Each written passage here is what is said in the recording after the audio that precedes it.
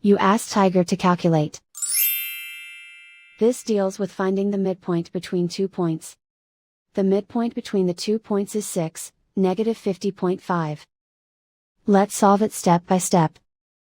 Plot the 2 points and calculate the midpoint using the formula. The coordinates of point 1 are, x1 equals -29, y1 equals -97. The coordinates of point 2 are, x2 equals 41, y2 equals -4.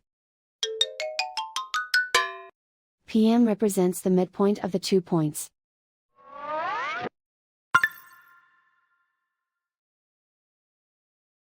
Use the x values in the midpoint formula to find the midpoints x. x1 equals -29. x2 equals 41. Simplify the arithmetic.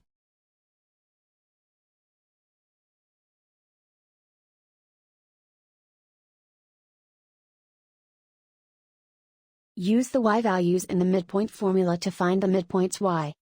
y1 equals -97. y2 equals -4.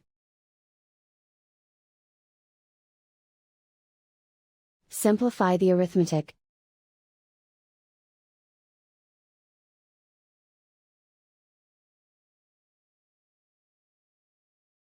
And so, the midpoint is 6, -50.5.